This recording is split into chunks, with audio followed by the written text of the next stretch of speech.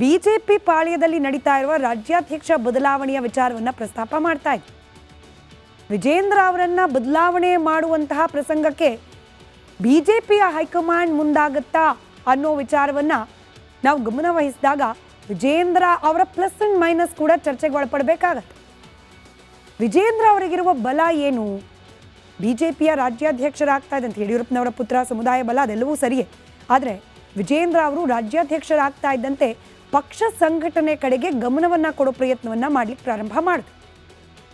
ಅದರ ಜೊತೆಗೆ ವಿರೋಧ ಪಕ್ಷದ ಸ್ಥಾನದಲ್ಲಿ ನಿಂತ್ಕೊಂಡು ಸರ್ಕಾರದ ಕೆಲ ತಪ್ಪುಗಳನ್ನು ಜನರಿಗೆ ತಲುಪಿಸಿ, ಹಾಗೆ ಸರ್ಕಾರದ ವಿರುದ್ಧ ಕೇಳೋಕೆ ಸಿಕ್ಕ ಕೆಲವೊಂದಷ್ಟು ಆರೋಪಗಳನ್ನು, ಕಾಂಗ್ರೆಸ್ ಪಕ್ಷದ ನಾಯಕರ ವಿರುದ್ಧ ಕೇಳೋಕೆ ಸಿಕ್ಕ ಕೆಲವೊಂದಷ್ಟು ಭ್ರಷ್ಟಾಚಾರದ ಆರೋಪಗಳನ್ನು ಜನರಿಗೆ ತಲುಪಿಸುವ ಪ್ರಯತ್ನವನ್ನು ಕೂಡ ವಿಜೇಂದ್ರ ಅವರು ಮಾಡ್ತಾ ಹೋದರು. ಫಾರ್ ಎಕ್ಸಾಂಪಲ್ ಮೂಡ ವಿಚಾರ ಬೆಳಕಿಗೆ ಬರ್ತಾ ಇದ್ದ ಹಾಗೆ ಅದರ ವಿರುದ್ಧ ಪಾದಯಾತ್ರೆಯನ್ನು ಹೊರಟರು ವಿಜೇಂದ್ರ ಅವರ ನೇತೃತ್ವದಲ್ಲಿ ಬಿಜೆಪಿ ಪಾಳೆಯದವರು. ಈ ಮೂಡ ಸೈಟ್ಗಳನ್ನು ಸಿದ್ದರಾಮಯ್ಯನವರು ವಾಪಸ್ ಕೊಡಬೇಕು ಅಂತ ಹೇಳಿ ಪಟ್ಟು ಹಿಡಿದಿದ್ದು ನಿಮಗೆ ಗೊತ್ತೇ ಇದೆ. ಬಿಜೆಪಿ ಕ್ಲೈಮ್ ಮಾಡಿಕೊಳ್ಳುತ್ತೆ, ಸಿದ್ದರಾಮಯ್ಯನವರು ವಾಪಸ್ ಕೊಡುವ ನಿರ್ಧಾರಕ್ಕೆ ಬಂದಿದ್ದೇನೆ ಬಿಜೆಪಿಯ ಹೋರಾಟದಿಂದಾಗಿ ಅಂತ ಹೇಳಿ. ಅದಕ್ಕೆ ಕಾಂಗ್ರೆಸ್ ಪಕ್ಷದವರು, ಸಿದ್ದರಾಮಯ್ಯನವರು ಅಥವಾ ವಕೀಲರು ಕೊಡೋ ಕಾರಣ ಬೇರೆ ಏನೇ ಇರಬಹುದು. ಆದರೆ ಸೈಟ್ ಅಂತೂ ವಾಪಸ್ ಕೊಡುವ ನಿರ್ಧಾರಕ್ಕೆ ಸಿದ್ದರಾಮಯ್ಯನವರು ಬಂದರು, ಅದರಲ್ಲಿ ನಮ್ಮ ಪಾತ್ರ ಕೂಡ ಇದೆ ಅಂತ ಹೇಳಿ ಬಿಜೆಪಿ ಕ್ಲೈಮ್ ಮಾಡಿಕೊಳ್ಳುತ್ತೆ. ಅದರಲ್ಲಿ ನೇತೃತ್ವ ವಹಿಸಿದವರು ವಿಜೇಂದ್ರ ಆಗಿರೋದ್ರಿಂದ ಈ ಮೂಡ ವಿಚಾರದಲ್ಲಿ ಕೂಡ ವಿಜೇಂದ್ರ ಅವರಿಗೆ ಒಂದಷ್ಟು ಕ್ರೆಡಿಟ್ ಸಿಗೋ ಸಾಧ್ಯತೆ ಇದೆ. ಕೇವಲ ಇದೊಂದು ಮಾತ್ರವಲ್ಲ, ವಾಲ್ಮೀಕಿ ನಿಗಮದ ಹಗರಣದ ವಿಚಾರಕ್ಕೂ ಕೂಡ ಹೋರಾಟವನ್ನು ನಡೆಸಿತು ಬಿಜೆಪಿ ಪಕ್ಷ ವಿಜೇಂದ್ರ ಅವರ ನೇತೃತ್ವದಲ್ಲಿ. ಸಚಿವ ಬಿ ನಾಗೇಂದ್ರ ಅವರ ರಾಜೀನಾಮೆ ಪಡೆಯುವಲ್ಲಿ ಯಶಸ್ವಿಯಾದ್ವಿ ಅಂತ ಹೇಳಿ ಬಿಜೆಪಿ ಹೇಳ್ಕೊಳ್ಳುತ್ತೆ. ಇದರಲ್ಲಿ ವಿಜೇಂದ್ರ ಅವರ ಪಾತ್ರ ಕೂಡ ಇದೆ ಅನ್ನೋ ವಾದ. ಇನ್ನು ಬೆಲೆ ಏರಿಕೆ ಕುರಿತಾಗಿಯೂ ಕೂಡ ಸರ್ಕಾರದ ವಿರುದ್ಧ ಹೋರಾಟಗಳನ್ನು ಬಿಜೆಪಿ ಆಗಿಂದಾಗೆ ಮಾಡ್ತಾ ಬರ್ತಾ ಇದೆ. ಇದೆಲ್ಲವೂ ಕೂಡ ವಿಜೇಂದ್ರ ಅವರು ರಾಜ್ಯಾಧ್ಯಕ್ಷರಾಗಿ ನಿರ್ವಹಿಸ್ತಾ ಇರುವ ಕರ್ತವ್ಯಗಳು ಅಥವಾ ಅವ್ರು ಮಾಡ್ತಾ ಇರುವ ಕೆಲಸಗಳು ಅನ್ನೋದು ಅವರ ಸ್ಟ್ರೆಂತ್. ಆದರೆ ವಿಜೇಂದ್ರ ಅವರ ವಿರುದ್ಧವಾಗಿ ಅಪಸ್ವರ ಯಾಕೆ? ವಿಜೇಂದ್ರ ಅವರು ಕಂಡ್ರೆ ಸಮಸ್ಯೆ ಅಂತ ಹೇಳಿ ಯಾಕೆ ಅನ್ನಿಸ್ತಾ ಇದೆ ರೆಬಲ್ಸ್ಗಳಿಗೆ? ಇದನ್ನು ಕೂಡ ಗಮನಿಸ್ತಾ ಹೋಗೋಣ. ರಾಜ್ಯಾಧ್ಯಕ್ಷರಾಗ್ತಾ ಇದ್ದಂತೆ ಆಪ್ತರಿಗೆ ಅಧಿಕಾರವನ್ನು ಹಂಚಿಕೆ ಮಾಡಿದ್ರು. ಆಯಕಟ್ಟಿನ ಜಾಗಗಳಲ್ಲಿ ಕೇವಲ ಅವ್ರಿಗೆ ಬೇಕಾದವರನ್ನ ತಂದು ಕೂರಿಸ್ಕೊಂಡ್ರು. ಪಕ್ಷದಲ್ಲಿ ಅನೇಕ ಹಿರಿಯರಿದ್ದರೂ ಕೂಡ ಅವ್ರಿಗೆ ಅವಕಾಶವೂ ಕೊಡಲಿಲ್ಲ, ಅವರನ್ನು ವಿಶ್ವಾಸಕ್ಕೆ ತೆಗೆದುಕೊಳ್ಳೋ ಪ್ರಯತ್ನ ಕೂಡ ಮಾಡಲಿಲ್ಲ. ಒಂದರ್ಥದಲ್ಲಿ ಪಕ್ಷದ ಹಿರಿಯರನ್ನ ಕಡೆಗಣಿಸಿದ್ರು ಅನ್ನೋ ಆರೋಪ ವಿಜೇಂದ್ರ ಅವರ ವಿರುದ್ಧವಾಗಿದೆ. ಅವ್ರು ಗೆದ್ದಿದ್ದೇ ಅಡ್ಜಸ್ಟ್ಮೆಂಟ್ ಪಾಲಿಟಿಕ್ಸ್ನಿಂದ. ಹಾಗೆ ಸರ್ಕಾರದ ವಿರುದ್ಧ ಅನೇಕ ಆರೋಪಗಳಿದ್ರೂ ಕೂಡ ಅಡ್ಜಸ್ಟ್ಮೆಂಟ್ ಪಾಲಿಟಿಕ್ಸ್ನಿಂದಾಗಿ ವಿಜೇಂದ್ರ ಅವರು ವೈಯಕ್ತಿಕವಾಗಿ ಏರು ಧ್ವನಿಯಲ್ಲಿ ಸರ್ಕಾರವನ್ನು ಖಂಡಿಸೋದಿಲ್ಲ ಅನ್ನೋ ಆರೋಪ ಕೂಡ ಅವರದೇ ಪಕ್ಷದ ನಾಯಕರು ಮಾಡ್ತಾ ಬಂದಿದ್ದಾರೆ. ಅನೇಕ ಹೋರಾಟಗಳನ್ನು ತಾರ್ಕಿಕ ಅಂತ್ಯಕ್ಕೆ ಧರ್ಮಸ್ಥಳ ಚಲೋ ಆಯಿತು, ವಾಲ್ಮೀಕಿ ಮೂಡ ಕೂಡ ಆಯಿತು, ಅದರದೊಂದು ತಾರ್ಕಿಕ ಅಂತ್ಯ. ವಾಲ್ಮೀಕಿ ನಿಗಮದ ಹಗರಣದಲ್ಲಿ ನಾಗೇಂದ್ರ ಅವರು ರಾಜೀನಾಮೆ ಪಡೆದಿದ್ದಾದರೂ ಸರಿಯೇ, ಆದರೆ ಅವರನ್ನು ವಾಪಸ್ ಕರೆತರೋ ಪ್ರಯತ್ನವನ್ನು ಸಿದ್ದರಾಮಯ್ಯನವರು ಮಾಡ್ತಿದ್ದಾರೆ ಅನ್ನೋದು ಕೂಡ ಅಷ್ಟೇ ಸತ್ಯ. ಮೂಡ ವಿಚಾರದಲ್ಲಿ ಹೋರಾಟ ಮಾಡಿದ್ರು ಸರಿಯೇ, ಆದರೆ ಮುಖ್ಯಮಂತ್ರಿಗಳ ರಾಜೀನಾಮೆಯನ್ನು ಆಗ್ರಹಿಸಿದ್ರು, ಅದು ಅಲ್ಲಿ ತನಕ ಹೋಗಲೇ ಇಲ್ಲ ಹೋರಾಟ ಬಿಜೆಪಿಯದ್ದು.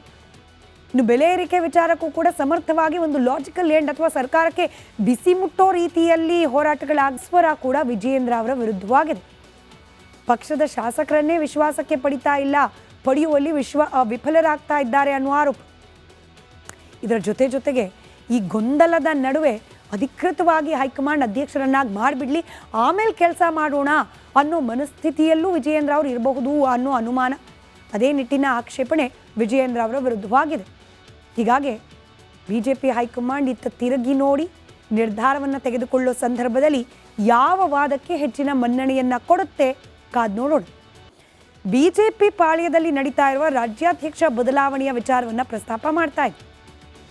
ವಿಜೇಂದ್ರ ಅವರನ್ನ ಬದಲಾವಣೆ ಮಾಡುವಂತಹ ಪ್ರಸಂಗಕ್ಕೆ ಬಿಜೆಪಿಯ ಹೈಕಮಾಂಡ್ ಮುಂದಾಗುತ್ತಾ ಅನ್ನೋ ವಿಚಾರವನ್ನು ನಾವು ಗಮನ ವಹಿಸಿದಾಗ ವಿಜೇಂದ್ರ ಅವರ ಪ್ಲಸ್ ಅಂಡ್ ಮೈನಸ್ ಕೂಡ ಚರ್ಚೆಗೆ ಒಳಪಡಬೇಕಾಗತ್ತೆ. ವಿಜೇಂದ್ರ ಅವರಿಗಿರುವ ಬಲ ಏನು? ಬಿಜೆಪಿಯ ರಾಜ್ಯಾಧ್ಯಕ್ಷರಾಗ್ತಾ ಇದೆ ಅಂತ ಯಡಿಯೂರಪ್ಪನವರ ಪುತ್ರ, ಸಮುದಾಯ ಬಲ ಅದೆಲ್ಲವೂ ಸರಿಯೇ. ಆದರೆ ವಿಜೇಂದ್ರ ಅವರು ರಾಜ್ಯಾಧ್ಯಕ್ಷರಾಗ್ತಾ ಇದ್ದಂತೆ ಪಕ್ಷ ಸಂಘಟನೆ ಕಡೆಗೆ ಗಮನವನ್ನು ಕೊಡೋ ಪ್ರಯತ್ನವನ್ನು ಮಾಡಲಿಕ್ಕೆ ಪ್ರಾರಂಭ ಮಾಡಿದ್ರು. ಅದರ ಜೊತೆಗೆ ವಿರೋಧ ಪಕ್ಷದ ಸ್ಥಾನದಲ್ಲಿ ನಿಂತ್ಕೊಂಡು ಸರ್ಕಾರದ ಕೆಲ ತಪ್ಪುಗಳನ್ನು ಜನರಿಗೆ ತಲುಪಿಸಿ, ಹಾಗೆ ಸರ್ಕಾರದ ವಿರುದ್ಧ ಕೇಳೋಕೆ ಸಿಕ್ಕ ಕೆಲವೊಂದಷ್ಟು ಆರೋಪಗಳನ್ನು, ಕಾಂಗ್ರೆಸ್ ಪಕ್ಷದ ನಾಯಕರ ವಿರುದ್ಧ ಕೇಳೋಕೆ ಸಿಕ್ಕ ಕೆಲವೊಂದಷ್ಟು ಭ್ರಷ್ಟಾಚಾರದ ಆರೋಪಗಳನ್ನು ಜನರಿಗೆ ತಲುಪಿಸುವ ಪ್ರಯತ್ನವನ್ನು ಕೂಡ ವಿಜಯೇಂದ್ರ ಅವರು ಮಾಡ್ತಾ ಹೋದರು. ಫಾರ್ ಎಕ್ಸಾಂಪಲ್ ಮೂಡ ವಿಚಾರ ಬೆಳಕಿಗೆ ಬರ್ತಾ ಇದ್ದ ಹಾಗೆ ಅದರ ವಿರುದ್ಧ ಪಾದಯಾತ್ರೆಯನ್ನು ಹೊರಟರು ವಿಜಯೇಂದ್ರ ಅವರ ನೇತೃತ್ವದಲ್ಲಿ ಬಿಜೆಪಿ ಪಾಳೆಯದವರು. ಈ ಮೂಡ ಸೈಟ್ಗಳನ್ನು ಸಿದ್ದರಾಮಯ್ಯನವರು ವಾಪಸ್ ಕೊಡಬೇಕು ಅಂತ ಹೇಳಿ ಪಟ್ಟು ಹಿಡಿದಿದ್ದು ನಿಮಗೆ ಗೊತ್ತೇ ಇದೆ. ಬಿಜೆಪಿ ಕ್ಲೈಮ್ ಮಾಡಿಕೊಳ್ಳುತ್ತೆ, ಸಿದ್ದರಾಮಯ್ಯನವರು ವಾಪಸ್ ಕೊಡುವ ನಿರ್ಧಾರಕ್ಕೆ ಬಂದಿದ್ದೇನೆ ಬಿಜೆಪಿಯ ಹೋರಾಟದಿಂದಾಗಿ ಅಂತ ಹೇಳಿ. ಅದಕ್ಕೆ ಕಾಂಗ್ರೆಸ್ ಪಕ್ಷದವರು, ಸಿದ್ದರಾಮಯ್ಯನವರು ಅಥವಾ ವಕೀಲರು ಕೊಡೋ ಕಾರಣ ಬೇರೆ ಏನೇ ಇರಬಹುದು. ಆದರೆ ಸೈಟ್ ಅಂತೂ ವಾಪಸ್ ಕೊಡುವ ನಿರ್ಧಾರಕ್ಕೆ ಸಿದ್ದರಾಮಯ್ಯನವರು ಬಂದರು, ಅದರಲ್ಲಿ ನಮ್ಮ ಪಾತ್ರ ಕೂಡ ಇದೆ ಅಂತ ಹೇಳಿ ಬಿಜೆಪಿ ಕ್ಲೈಮ್ ಮಾಡಿಕೊಳ್ಳುತ್ತೆ. ಅದರಲ್ಲಿ ನೇತೃತ್ವ ವಹಿಸಿದವರು ವಿಜಯೇಂದ್ರ ಆಗಿರೋದ್ರಿಂದ ಈ ಮೂಡ ವಿಚಾರದಲ್ಲಿ ಕೂಡ ವಿಜಯೇಂದ್ರ ಅವರಿಗೆ ಒಂದಷ್ಟು ಕ್ರೆಡಿಟ್ ಸಿಗೋ ಸಾಧ್ಯತೆ ಇದೆ. ಕೇವಲ ಇದೊಂದು ಮಾತ್ರವಲ್ಲ, ವಾಲ್ಮೀಕಿ ನಿಗಮದ ಹಗರಣದ ವಿಚಾರಕ್ಕೂ ಕೂಡ ಹೋರಾಟವನ್ನು ನಡೆಸಿತು ಬಿಜೆಪಿ ಪಕ್ಷ ವಿಜಯೇಂದ್ರ ಅವರ ನೇತೃತ್ವದಲ್ಲಿ. ಸಚಿವ ಬಿ ನಾಗೇಂದ್ರ ಅವರ ರಾಜೀನಾಮೆ ಪಡೆಯುವಲ್ಲಿ ಯಶಸ್ವಿಯಾದ್ವಿ ಅಂತ ಹೇಳಿ ಬಿಜೆಪಿ ಹೇಳ್ಕೊಳ್ಳುತ್ತೆ. ಇದರಲ್ಲಿ ವಿಜಯೇಂದ್ರ ಅವರ ಪಾತ್ರ ಕೂಡ ಇದೆ ಅನ್ನೋ ವಾದ. ಇನ್ನು ಬೆಲೆ ಏರಿಕೆ ಕುರಿತಾಗಿಯೂ ಕೂಡ ಸರ್ಕಾರದ ವಿರುದ್ಧ ಹೋರಾಟಗಳನ್ನು ಬಿಜೆಪಿ ಆಗಿಂದಾಗೆ ಮಾಡ್ತಾ ಬರ್ತಾ ಇದೆ. ಇದೆಲ್ಲವೂ ಕೂಡ ವಿಜಯೇಂದ್ರ ಅವರು ರಾಜ್ಯಾಧ್ಯಕ್ಷರಾಗಿ ನಿರ್ವಹಿಸ್ತಾ ಇರುವ ಕರ್ತವ್ಯಗಳು ಅಥವಾ ಅವ್ರು ಮಾಡ್ತಾ ಇರುವ ಕೆಲಸಗಳು ಅನ್ನೋದು ಅವರ ಸ್ಟ್ರೆಂತ್. ಆದರೆ ವಿಜಯೇಂದ್ರ ಅವರ ವಿರುದ್ಧವಾಗಿ ಅಪಸ್ವರ ಯಾಕೆ? ವಿಜಯೇಂದ್ರ ಅವರು ಕಂಡ್ರೆ ಸಮಸ್ಯೆ ಅಂತ ಹೇಳಿ ಯಾಕೆ ಅನ್ನಿಸ್ತಾ ಇದೆ ರೆಬಲ್ಸ್ಗಳಿಗೆ? ಇದನ್ನು ಕೂಡ ಗಮನಿಸ್ತಾ ಹೋಗೋಣ. ರಾಜ್ಯಾಧ್ಯಕ್ಷರಾಗ್ತಾ ಇದ್ದಂತೆ ಆಪ್ತರಿಗೆ ಅಧಿಕಾರವನ್ನು ಹಂಚಿಕೆ ಮಾಡಿದ್ರು. ಆಯಕಟ್ಟಿನ ಜಾಗಗಳಲ್ಲಿ ಕೇವಲ ಅವ್ರಿಗೆ ಬೇಕಾದವರನ್ನ ತಂದು ಕೂರಿಸ್ಕೊಂಡ್ರು. ಪಕ್ಷದಲ್ಲಿ ಅನೇಕ ಹಿರಿಯರಿದ್ದರೂ ಕೂಡ ಅವ್ರಿಗೆ ಅವಕಾಶವೂ ಕೊಡಲಿಲ್ಲ. ಅವರನ್ನು ವಿಶ್ವಾಸಕ್ಕೆ ತೆಗೆದುಕೊಳ್ಳೋ ಪ್ರಯತ್ನ ಕೂಡ ಮಾಡಲಿಲ್ಲ.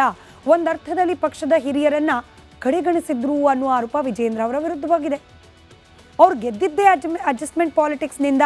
ಹಾಗೆ ಸರ್ಕಾರದ ವಿರುದ್ಧ ಅನೇಕ ಆರೋಪಗಳಿದ್ರೂ ಕೂಡ ಅಡ್ಜಸ್ಟ್ಮೆಂಟ್ ಪಾಲಿಟಿಕ್ಸ್ನಿಂದಾಗಿ ವಿಜಯೇಂದ್ರ ಅವರು ವೈಯಕ್ತಿಕವಾಗಿ ಏರು ಧ್ವನಿಯಲ್ಲಿ ಸರ್ಕಾರವನ್ನು ಖಂಡಿಸೋದಿಲ್ಲ ಅನ್ನೋ ಆರೋಪ ಕೂಡ ಅವರದೇ ಪಕ್ಷದ ನಾಯಕರು ಮಾಡ್ತಾ ಬಂದಿದ್ದಾರೆ. ಅನೇಕ ಹೋರಾಟಗಳನ್ನು ತಾರ್ಕಿಕ ಅಂತ್ಯಕ್ಕೆ ಧರ್ಮಸ್ಥಳ ಚಲೋ ಆಯಿತು, ವಾಲ್ಮೀಕಿ ಮೂಡ ಕೂಡ ಆಯಿತು. ಆದರೆ ಅದೊಂದು ತಾರ್ಕಿಕ ಅಂತ್ಯ. ವಾಲ್ಮೀಕಿ ನಿಗಮದ ಹಗರಣದಲ್ಲಿ ನಾಗೇಂದ್ರ ಅವರು ರಾಜೀನಾಮೆ ಪಡೆದಿದ್ದಾದರೂ ಸರಿಯೇ, ಆದರೆ ಅವರನ್ನು ವಾಪಸ್ ಕರೆತರೋ ಪ್ರಯತ್ನವನ್ನು ಸಿದ್ದರಾಮಯ್ಯನವರು ಮಾಡ್ತಿದ್ದಾರೆ ಅನ್ನೋದು ಕೂಡ ಅಷ್ಟೇ ಸತ್ಯ. ಮೂಡ ವಿಚಾರದಲ್ಲಿ ಹೋರಾಟ ಮಾಡಿದ್ರು ಸರಿಯೇ, ಆದರೆ ಮುಖ್ಯಮಂತ್ರಿಗಳ ರಾಜೀನಾಮೆಯನ್ನು ಆಗ್ರಹಿಸಿದ್ರು, ಅದು ಅಲ್ಲಿ ತನಕ ಹೋಗಲೇ ಇಲ್ಲ ಹೋರಾಟ ಬಿಜೆಪಿಯದ್ದು. ಇನ್ನು ಬೆಲೆ ಏರಿಕೆ ವಿಚಾರಕ್ಕೂ ಕೂಡ ಸಮರ್ಥವಾಗಿ ಒಂದು ಲಾಜಿಕಲ್ ಎಂಡ್ ಅಥವಾ ಸರ್ಕಾರಕ್ಕೆ ಸ್ವರ ಕೂಡ ವಿಜಯೇಂದ್ರ ಅವರ ವಿರುದ್ಧವಾಗಿದೆ. ಪಕ್ಷದ ಶಾಸಕರನ್ನೇ ವಿಶ್ವಾಸಕ್ಕೆ ಪಡಿತಾ ಇಲ್ಲ, ಪಡೆಯುವಲ್ಲಿ ವಿಫಲರಾಗ್ತಾ ಇದ್ದಾರೆ ಅನ್ನೋ ಆರೋಪ. ಇದರ ಜೊತೆಗೆ ಈ ಗೊಂದಲದ ನಡುವೆ ಅಧಿಕೃತವಾಗಿ ಹೈಕಮಾಂಡ್ ಅಧ್ಯಕ್ಷರನ್ನಾಗಿ ಮಾಡಿಬಿಡ್ಲಿ, ಆಮೇಲೆ ಕೆಲಸ ಮಾಡೋಣ ಅನ್ನೋ ಮನಸ್ಥಿತಿಯಲ್ಲೂ ವಿಜಯೇಂದ್ರ ಅವರು ಇರಬಹುದು ಅನ್ನೋ ಅನುಮಾನ. ಅದೇ ನಿಟ್ಟಿನ ಆಕ್ಷೇಪಣೆ ವಿಜಯೇಂದ್ರ ಅವರ ವಿರುದ್ಧವಾಗಿದೆ. ಹೀಗಾಗಿ ಬಿಜೆಪಿ ಹೈಕಮಾಂಡ್ ಇತ್ತ ತಿರುಗಿ ನೋಡಿ ನಿರ್ಧಾರವನ್ನು ತೆಗೆದುಕೊಳ್ಳೋ ಸಂದರ್ಭದಲ್ಲಿ ಯಾವ ವಾದಕ್ಕೆ ಹೆಚ್ಚಿನ ಮನ್ನಣೆಯನ್ನು ಕೊಡುತ್ತೆ ಕಾದ್ ನೋಡೋಣ. ಬಿಜೆಪಿ ಪಾಳ್ಯದಲ್ಲಿ ನಡೀತಾ ಇರುವ ರಾಜ್ಯಾಧ್ಯಕ್ಷ ಬದಲಾವಣೆಯ ವಿಚಾರವನ್ನು ಪ್ರಸ್ತಾಪ ಮಾಡ್ತಾ ಇದೆ. ವಿಜಯೇಂದ್ರ ಅವರನ್ನ ಬದಲಾವಣೆ ಮಾಡುವಂತಹ ಪ್ರಸಂಗಕ್ಕೆ ಬಿಜೆಪಿಯ ಹೈಕಮಾಂಡ್ ಮುಂದಾಗತ್ತಾ ಅನ್ನೋ ವಿಚಾರವನ್ನು ನಾವು ಗಮನ ವಹಿಸಿದಾಗ ವಿಜಯೇಂದ್ರ ಅವರ ಪ್ಲಸ್ ಅಂಡ್ ಮೈನಸ್ ಕೂಡ ಚರ್ಚೆಗೆ ಒಳಪಡಬೇಕಾಗತ್ತೆ. ವಿಜಯೇಂದ್ರ ಅವರಿಗಿರುವ ಬಲ ಏನು? ಬಿಜೆಪಿಯ ರಾಜ್ಯಾಧ್ಯಕ್ಷರಾಗ್ತಾ ಇದ್ದಂತೆ